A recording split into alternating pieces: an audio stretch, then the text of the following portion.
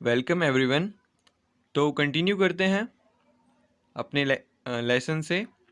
हम पढ़ रहे थे reproduction in organism, class 12th, chapter number 1। तो आज हम स्टार्ट करेंगे एसेक्सुअल रिप्रोडक्शन। तो लास्ट क्लास में हमने देखा था कि जब भी एक सिंगल पेरेंट अपने ऑफस्प्रिंग प्रोड्यूस करता है विद और without the formation of gametes, तब हम उस मोड ऑफ रिप्रोडक्शन को कहते हैं asexual reproduction. So, let's start study asexual reproduction. In this method, a single individual parent is capable of producing offspring.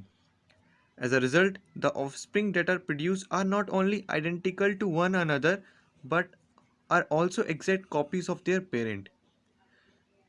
It means कि asexual reproduction में जो offspring होंगी वो आपस में आइडेंटिकल होंगी और वो अपने पेरेंट की भी एग्जैक्ट कॉपीज़ होंगी।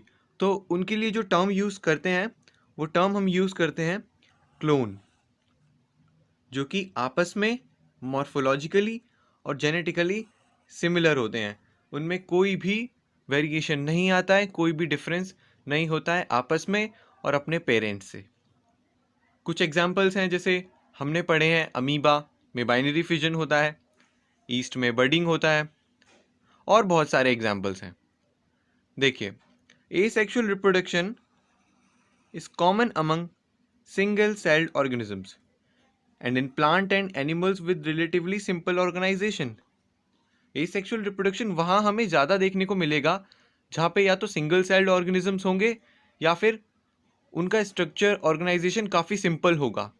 मीन्स एल्गी में, प्रोटिस्टाज में हम जनरली एसेक्सुअल रिप्रोडक्शन ही देखेंगे। नेक्स्ट लाइन देखते हैं।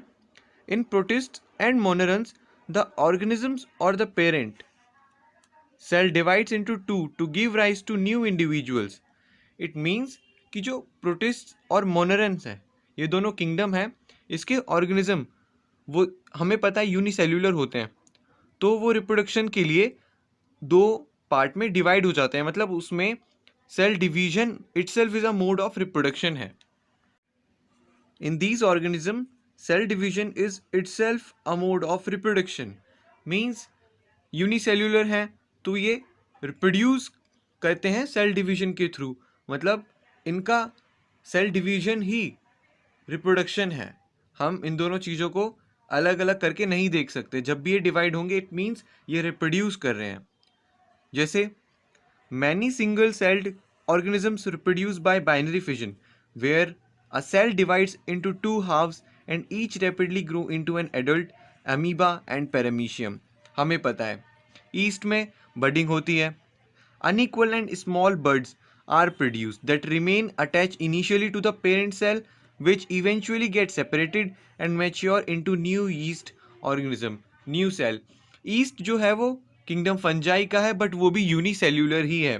इट मीन्स वो भी एसेक्सुअल रिप्रोडक्शन बडिंग के थ्रू ही रिप्रोड्यूस कर रहा है, और बड इनिशियली कुछ टाइम तक बॉडी से अटैच रहेगा, फिर वो डिटैच हो जाएगा और एक न्यू ऑर्गेनिजम्स में ग्रो करेगा, ग्रो कर जाएगा। अब देखिए कि member of kingdom fungi and simple plant such as algae reproduce through special asexual reproductive structures. तो उसमें कॉमन स्ट्रक्चर्स कौन कौन से हैं उनके बारे में हम स्टडी करेंगे। जैसे जूस्पोर्स, जो कि माइक्रोस्कोपिक मोटाइल स्ट्रक्चर है, और भी एसेक्सुअल रिप्रोडक्शन जैसे पेनिसिलियम में कोनिडिया, हाइड्रा में बर्ड्स और स्पंज में गेम्यूल्स। तो देखिए एनसीईआरटी के डायग्राम में देखिए ऊपर, here you can see a green algae. ये क्लेमाइडोमोनास एल्गी है और ये यूनिसेल्यूलर ग्रीन एल्गी है। Green algae unicellular chlamydomonas. अब देखिए ये जो आपको स्ट्रक्चर दिख रहा है इसी को बोल रहे हैं हम जूस्पोर। तो ये तो क्लियर है कि जूस्पोर जो है वो एक एसेक्सुअल स्ट्रक्चर है, एसेक्सुअल स्पोर है। और यहाँ पे आप देख सकते हैं ये बाइफ्लैजिलेटेड है।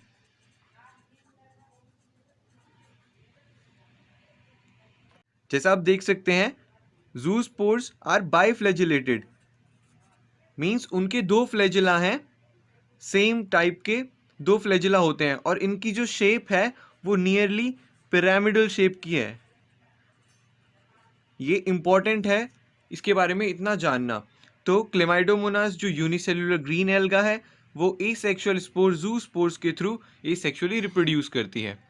और सेकंड स्ट्रक्चर देखिए, ये कोनिडिया है, और जिन ब्रांचेस पे ये कोनिडिया प्रोड्यूस हुए हैं वो हैं कोनिडियोफोर। तो कोनिडिया, अब ये देखिए जो फंगस है पेनिसिलियम, इसमें जो कोनिडिया जो प्रोड्यूस हो रहे हैं वो एक्सोस्पोर्स हैं।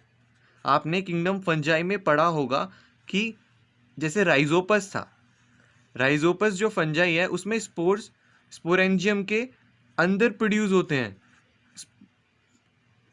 स्पोरेंजियोस्पोर्स जो होते हैं, जो कि स्पोरेंजिया के इनसाइड प्रोड्यूस हो रहे हैं, स्पोरेंजिया के, वो हैं एक्सोस्पोर्स, endospores. It means they are developed inside of sporangia, whereas conidia जो हैं वो outside डेवलप हो रहे हैं कोनिडियोफोर के। तो ये एक्सोस्पोर्स हैं और ये एंडोस्पोर्स हैं। अब यही स्पोर्स डिस्पर्स हो जाएंगे और ग्रो कर जाएंगे, एक नया फ्रेगमेंट, नया फंजाई बन जाएगा वहाँ पे पेनिसिलियम।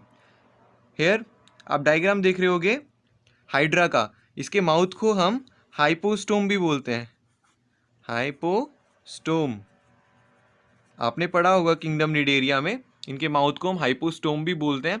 और देखिए ये बर्ड, अभी तो ये इनिशियली अटैच है, बाद में ये डिटैच हो जाएगा और फिर ग्रो कर जाएगा नए एक हाइड्रा में ग्रो कर जाएगा। तो ये बडिंग के थ्रू है। अब देखिए ये है स्पेशल स्ट्रक्चर्स, देखिए ये स्पंजिस का है, किंगडम पोरीफेरा। स्पंजिस में आप देख रहे होगे ये कुछ स्पोर्स हैं, ये बर्ड्स हैं बेसिकली, इन्हें हम इंटरनल बर्ड्स बोलते हैं। हाइड्रा में हमने देखा ये एक्सटर्नल बर्ड है, और ये जो स्पंजेस में आपको दिख रहे हैं ये इंटरनल बर्ड्स हैं, इन्हें हम गेम्यूल्स बोलते हैं, गेम्यूल्स। तो देखिए स्पंजेस में एक्सटर्नल बडिंग भी होती है और इंटरनल बडिंग भी होती है। एक्सटर्नल बडिंग हाइड्रा की तरह एक बर्ड ग्रो करेगा, डिटैच कर जाएगा बॉडी से। इंटरनल बडिंग में गेम्यूल्स बनेंगे स्पंज के इनसाइड, बॉडी के अंदर। तो अब आपको स्क्रीन पर इनके मैं HD और काफ़ी अच्छे इमेजेस दिखाऊंगा, इससे आप अच्छे से विजुअल कर पाएंगे डिफरेंट स्ट्रक्चर्स को। तो आपने देखा कि कैसे स्पंज के आपने गेम्यूल्स देखे, माइन्यूट बर्ड्स हैं, ये इंटरनल बर्ड्स हैं, ये ग्रो कर जाएंगे नए स्पंज में। आइए अब देखते हैं एक स्पेशल टाइप के मोड ऑफ रिप्रोडक्शन अमीबा में। अमीबा में हमने देखा जनरली वो बाइनरी फिजन के थ्रू एसेक्सुअली रिप्रोड्यूस करता है, बट वो जनरल कंडीशंस में होता है, जब सारी कंडीशंस, उसका एनवायरनमेंट उसके टॉलरेबल हो और सारी कंडीशन नॉर्मल हो। लेकिन जब अनफेवरेबल कंडीशन आती हैं तो अमीबा डिफरेंट टाइप से रिप्रोड्यूस करता है अपने आप को बचाने के लिए, सर्वाइव रखने के लिए।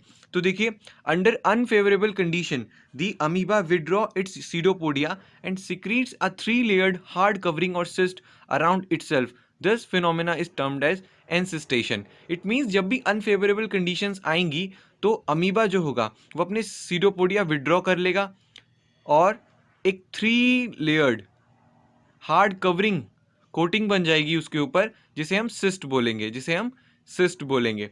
और अब देखिए आगे, when favorable condition returns, the encysted amoeba divides by multiple fission and produces many minute amoeba और pseudopodiospores. It means कि जब भी फेवरेबल कंडीशंस वापस लौटेंगी तो जो अमीबा होगा, जो सिस्ट से कवर्ड है, 3 लेयर्ड हार्ड स्ट्रक्चर से कवर्ड है, वो मल्टीपल फिजन के थ्रू काफ़ी सारे स्पोर्स बनाएगा, काफ़ी सारे छोटे छोटे अमीबा बनाएगा, जिन्हें हम सीडोपोडियोस्पोर्स बोलेंगे। फिर the cyst wall burst out and the spores are liberated in the surrounding medium to grow up into many amoebae. This phenomena is known as sporulation. देखिए कि जब और फिर बाद जब ये मल्टीपल फिजन के थ्रू इतने सारे स्पोर्स सीडोपोडियोस्पोर्स बना लेगा, फिर ये सिस्ट ब्रेक होगी और जो छोटे छोटे छोटे छोटे सीडोपोडियोस्पोर्स हैं वो मीडियम में जाके वापस से डॉटर अमीबा में ग्रो कर जाएंगे। तो देखा आपने कि अमीबा ने किस तरह से अपना रिप्रोडक्शन का मोड चेंज करके अनफेवरेबल कंडीशन में अपने आप को सर्वाइव रख पाया, टॉलरेट कर पाया वो अनफेवरेबल कंडीशन को। तो हमने बाकी ऑर्गेनिज्म में भी देखा है, बैक्टीरिया हैं और भी अलग अलग डायटम्स हैं, तो वो स्पोर्स बनाते हैं जब एडवर्स कंडीशन आती है। स्पोर्स हार्ड कवरिंग होती है तो वो unfavourable temperature conditions, high acidic, alkaline, hot temperature, इन सबको टॉलरेट कर पाते हैं, जिस वजह से वो ऑर्गेनिज्म जो है सरवाइव कर पाए आगे के लिए। चलिए, अभी तक हमने देखा कि सिंपल जो ऑर्गेनिजम्स हैं, यूनिसेल्यूलर या फिर सिंपल ऑर्गेनाइजेशन जिन एनिमल्स का है, जिन प्लांट्स का है, ऑर्गेनिजम्स का है, वो कैसे एसेक्सुअली रिप्रोड्यूस कर रहे हैं फ्रेगमेंटेशन के थ्रू, बर्डिंग के through, binary fission, multiple fission, इन सब के थ्रू। अब देखते हैं कि जो हायर ऑर्गेनाइजेशन वाले प्लांट्स हैं वो किस तरह से एसेक्सुअली रिप्रोड्यूस कर रहे हैं। तो एनिमल्स के रिस्पेक्ट में हम इजीली बोल देते हैं कि वो एसेक्सुअली रिप्रोड्यूस कर रहे हैं, बट जब भी प्लांट्स की बात होती है तो हम एसेक्सुअल रिप्रोडक्शन की जगह एक दूसरा टर्म यूज़ करते हैं, vegetative reproduction. Vegetative reproduction term use करते हैं प्लांट्स में, और कुछ स्ट्रक्चर्स होते हैं जिनके थ्रू प्लांट वेजिटेटिवली रिप्रोड्यूस कर पाता है, उन्हें हम वेजिटेटिव प्रोपेगेशन कर पाता है, वेजिटेटिव प्रोपेग्यूल्स बोलते हैं, जैसे runner, rhizome, sucker, tuber, offset, bulb. ये वो स्ट्रक्चर्स हैं प्लांट के, चाहे वो रूट का मॉडिफिकेशन हो, लीफ का मॉडिफिकेशन हो, स्टेम का मॉडिफिकेशन हो, बर्ड मॉडिफाइड बर्ड हो, वो कोई भी मॉडिफाइड पार्ट हो सकता है प्लांट का जो कि वेजिटेटिवली प्रोपेगेट करने में हेल्प करेगा, उन्हें वेजिटेटिव प्रोपेग्यूल्स बोलेंगे। बेसिकली जितने भी ये वेजिटेटिव प्रोपेगेशन के स्ट्रक्चर्स हैं, प्रोपेग्यूल्स हैं, इनमें नोड प्रेजेंट होता है। तो जब भी कोई नया प्लांट डेवलप होता है तो वो नोड के थ्रू डेवलप होता है। कहीं भी बर्ड होगी तो वो बर्ड नोड से ही ओरिजिनेट हुई है। वो बर्ड अब फ्लावर भी बना सकती है, लीफ भी बना सकती है, नई स्टेम भी बना सकती है। तो जब भी कोई नया प्लांट का स्ट्रक्चर डेवलप होगा तो वो नोड के थ्रू होगा। तो अब देखिए हम डायग्राम में देखते हैं। अब देखिए ये पोटैटो, पोटैटो में आप देख पा रहे होंगे ये आइज जो हैं, आइज। अब ये आइज क्या हैं? ये आइज जो हैं वो एक्सिलरी बर्ड का मॉडिफिकेशन है, एक्सिलरी बर्ड का मॉडिफिकेशन है आइज। यहाँ से जब पोटैटो काफ़ी टाइम तक हम उसे रख देते हैं, काफ़ी टाइम तक हम उसे यूज़ नहीं करते, तो आपने देखा होगा कि उसकी आइज से छोटे छोटे स्ट्रक्चर्स डेवलप होने लगते हैं, ग्रीन ग्रीन स्ट्रक्चर्स। तो यहीं से जो है नया प्लांट ग्रो करने लगता है। ये जर्मिनेटिंग आई बर्ड्स होते हैं।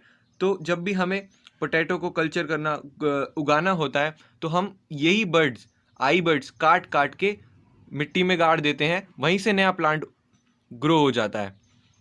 जैसा कि आप स्क्रीन पर देख रहे होंगे, पोटैटो में आपको हमने कट किया है दो डिफरेंट डिफरेंट पार्ट में, जिन्हों दोनों में बर्ड प्रेजेंट है, तभी वो ग्रो कर पाएगा। और बर्ड नोड्स वो नोड्स ही हैं जो कि बर्ड में आइज में मॉडिफाइड हैं।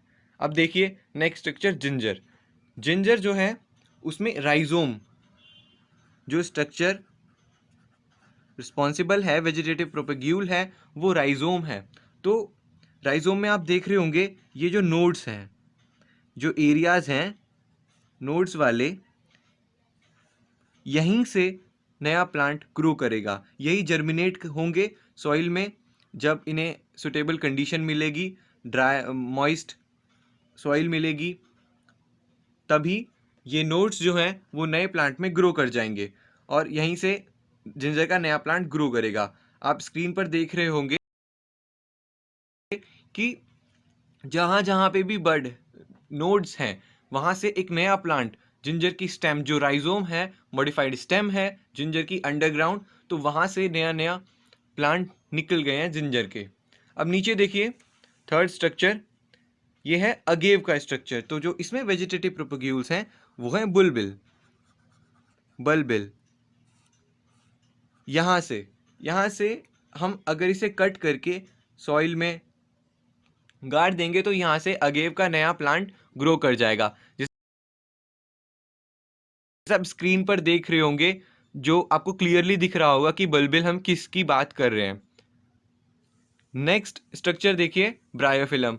इससे आप फेमिलियर होंगे, आपको पता होगा कि ये प्लांट, इसके रूट, स्टेम, लीव्स सबसे हम ग्रो कर सकते हैं इसको। तो इसमें इसके जो लीव के मार्जिन होते हैं वहीं पे नॉच होते हैं और वहीं पर बड प्रेजेंट होता है, वहीं वही बड जर्मिनेट कर जाता है, वहीं से नए छोटे छोटे प्लांट्स निकलते हैं जो कि बड़े हो जाते हैं अगर सॉइल में जर्मिनेट कर जाएं।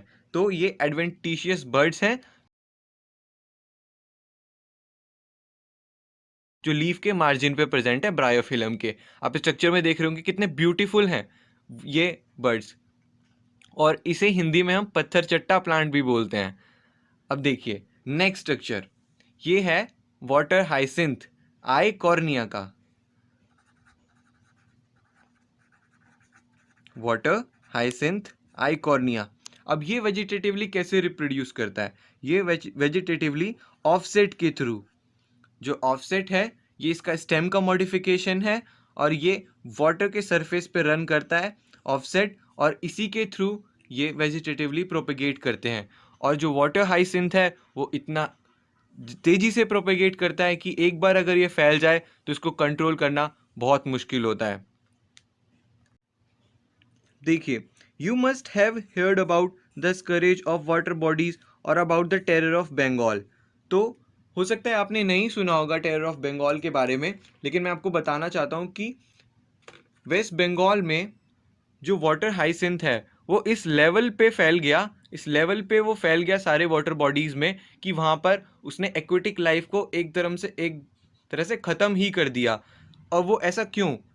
अब जो वाटर हाइसिंथ है वो एक नेटिव प्लांट नहीं है इंडिया का, वो बेसिकली नॉर्थ अमेरिका, ब्राज़ील या फिर इन्हीं कंट्रीज़ का नेटिव प्लांट है, जिसे हमने इंट्रोड्यूस किया इंडिया में। किस वजह से? उसके ब्यूटीफुल फ्लावर्स।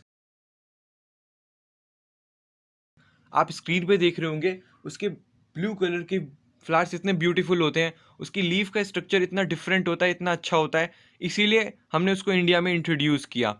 लेकिन अब हमें हमें पता है कि वो नेटिव नहीं है, और यहाँ पर इंडिया में उसका कोई नेचुरल फीडर नहीं है, उस पर फीड करने के लिए कोई इंसेक्ट या फिर कोई एनिमल उस पर फीड नहीं करता।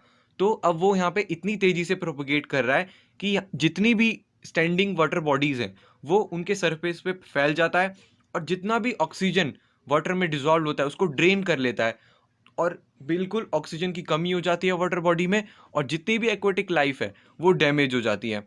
तो आप कभी भी देखते होंगे। और हाँ, इसे हम हिंदी में नागफनी बोलते हैं, आपने सुना होगा बोलते हुए लोगों को। ये हर जगह फैल जाता है, नालों में, रोड रोड रेलवे लाइन के साइड में वाटर बॉडीज हों अगर,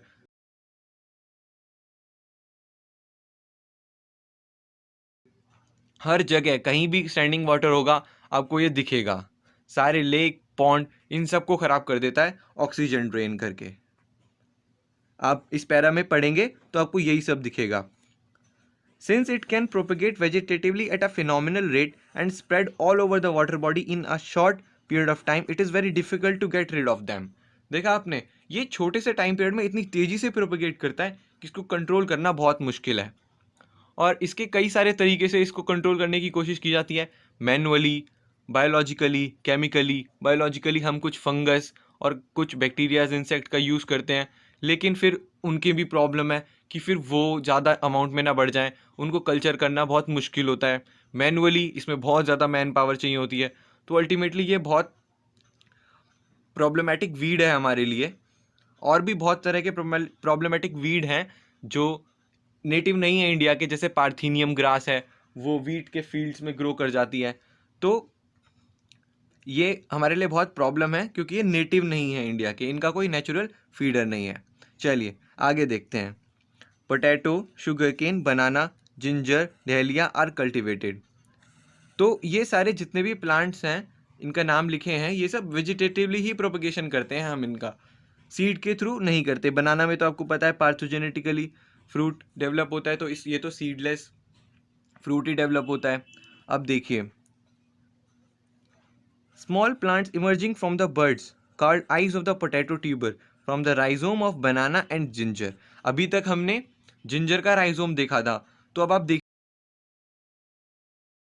स्क्रीन पर बनाना के जो स्टेम, अंडरग्राउंड स्टेम है, वहीं से राइजोम ग्रो कर जाते हैं और वो नया प्लांट वहीं से ग्रो कर जाता है। आगे देखिए, when you carefully try to determine the site of origin of new plantlets in the plant listed above, you will notice that they invariably arise from the nodes present in the modified stem of these plant. तो ये basically nodes ही हैं modified stem की, जहाँ से plant grow हो रहा है. When the nodes come in contact with damp soil or water, they produce roots and new plants. Similarly, adventitious bud arise from the notches present at the margin of the leaf of bryophyllum. तो जैसा कि आपने structure में पहले देखा था कि bryophyllum के लीफ के मार्जिन के नॉचेस में भी प्रेजेंट होता है, वहीं से ग्रो करता है. और गार्डनर्स और फार्मर उनकी इसी एबिलिटी को एक्सप्लॉइट करते हैं उनको कल्चर करने के लिए. अब देखिए, it is interesting to note that asexual reproduction is the common method of reproduction in organisms that have a relatively simple organization like algae and fungi, and that they shift to sexual mode of reproduction just before the onset of adverse condition. जैसा कि हमने amoeba के case में देखा था कि वो generally binary fission के थ्रू रिप्रोड्यूस कर रहा था, लेकिन बाद में वो एंसेस्टेशन और स्पोरुलेशन के थ्रू अपनी लाइफ को कंटिन्यू बनाता है, एडवर्स कंडीशन को टॉलरेट करता है.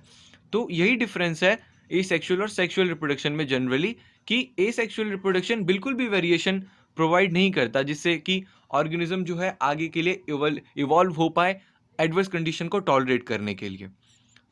तो आगे के क्लास में हम सेक्सुअल रिप्रोडक्शन को पढ़ेंगे.